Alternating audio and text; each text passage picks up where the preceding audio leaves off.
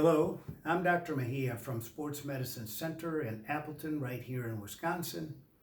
I wanted to put together this video to help you with your postoperative recovery from your shoulder surgery. Most of the video is directed towards patients with a rotator cuff repair, but it also applies in most cases where there is a shoulder replacement or shoulder fractures. The latter part of the video discusses use of the shoulder immobilizer, which is also applicable to patients with repair of a labrum or other surgeries for shoulder instability. So I want to talk about the anatomy of the shoulder, including the rotator cuff. I also want to talk about what is a rotator cuff tear, how we fix it.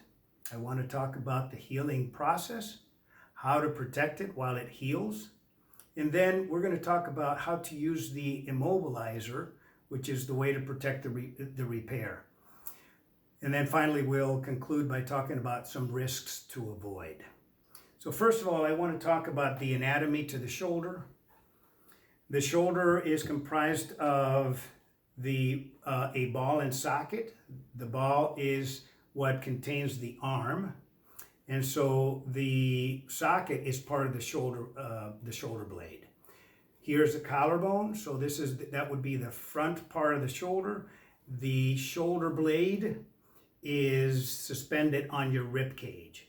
So when you look at the shoulder, it's a ball and socket like we talked about. And so the rotator cuff is a group of 4 muscles that come from your shoulder blade, and they wrap around the ball like a cuff on a sleeve. So they form an envelope around the ball. So there's 4 of them. And these tendons, they are like a coupling mechanism. They are a steering mechanism. They're balanced, and they all act in unison, and they're coordinated so that when your arm is away from your body and you're rotating your arm or you're lifting something, they are pulling the ball into the socket and keep it centered. They provide strength and stability to your shoulder. So when we talk about a rotator cuff tear, then that means that one of the tendon or more than one of the tendons has been detached. And typically when you have a torn rotator cuff, then that leads to motion loss, it leads to weakness, it leads to pain and dysfunction. And so ideally, we want to fix the rotator cuff. The way that we fix the rotator cuff is we use modern techniques, which are using minimally invasive surgery through poke holes into the body of the shoulder. And then we can get inside the shoulder and put anchors. And so here's an example of different anchors. Here's a metallic screw-in anchor. Here is a composite absorbable anchor. Sometimes there are plastic anchors, but the concept is that these anchors we put into the bone, and there is suture that comes out of them, and we use the suture to tie into the tendon and tie it into the bone. So when we talk about a repair, we will put the anchor into the bone, we will remove the inserter, and then here are the sutures. And these are the sutures that we will weave through the tendon. Once we have attached the tendon back into the bone, then we have to protect it, and we have to keep it in that position until the healing process takes place, which involves the tendon growing roots into the bone. And when those roots are shallow, we have to be very careful that we don't start moving too soon or using the muscle too aggressively, because that will lead to a gradual detachment. And so just to illustrate what that means, let's pretend that if we use a piece of tape and we use it to pretend that that's our repair, well, if we start using that muscle too early, you can see how we could gradually start to loosen it, or if we start to move it too soon, until eventually it can fail or it can become elongated, which is not what we want. So we want to really protect it so that when it heals solidly onto the bone. So part of the recovery process is using an immobilizer. And And this gives a lot of people a lot of anxiety and a lot of confusion. So I have a couple simple suggestions about how to put it on, how to take it off, and how to protect your rotator cuff. So your immobilizer is basically a sling and a pillow. So this is the part that is the sling, which includes the cradle where your forearm will go in. There is a neck strap that is going to go over your neck. And then there's going to be a waist strap that goes around your waist so that your pillow is firmly attached to your body. So there are multiple different ways that you can put this on and take it off. I'll give you a couple suggestions. You can also look on the internet, and there are other great ideas. So basically, if you plan ahead, this is not that difficult. I see some people putting their immobilizer on and reaching around and lifting their arm to try to kind of get this around them, and that is risky. When you have the rotator cuff repair, if you actively lift your arm and you put pressure on it or you start moving it around, you will loosen it. You will loosen it, and that is where rotator cuff can potentially fail. So there's a difference between active movement and passive movement.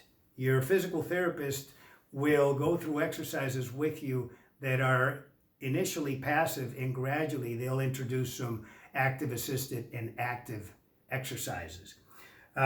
So a simple way to prepare ahead is to have a surface like another chair or a desk.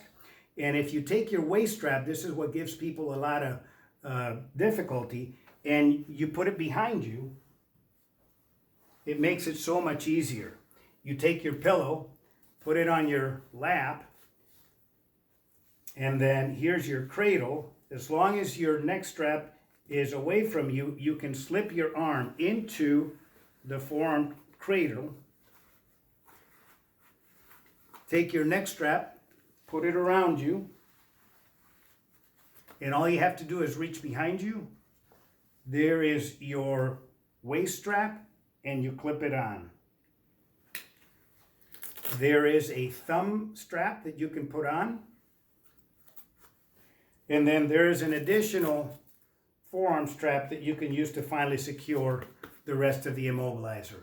Here you're safe, and you can see how it fits perfectly. You can wear it to the side, you can wear it in front, or switch around so that you're comfortable. And that's a simple way to do it. To take it off is the reverse process. You can take your thumb strap off, the forearm strap off, undo the waist, take your neck strap off, slide your arm off, and here you're safe. Again, pretend there's a piece of Velcro between your elbow and your side, and as long as you're not actively lifting it, you're safe. The other example is using a table. And again, if you plan ahead, you make it very easy. So we'll put the immobilizer on the table, put the neck strap away from you, take your waist strap, and I usually recommend that you weigh it down. Weigh it down with a book or a magazine, and that'll make things a lot easier. So that waist strap is the one that gives people a lot of difficulty. Slip your arm into your forearm cradle. Get your neck strap around you. And now you're good. You reach around you. Grab your waist strap. You clip it on. Thumb strap. Forearm strap. And we're in good shape. So hopefully that gives you some ideas of ways to avoid all the anxiety about wearing this. Like I said, if you're sitting on a couch, if you're sitting in a chair, if you're in a place that's safe, removing this and resting your arm on your lap is safe. Hopefully this gives you some ideas. I hope that you do well with your surgery. We wish you luck. If you have any questions, please don't hesitate to contact our office. And I hope you have a great day.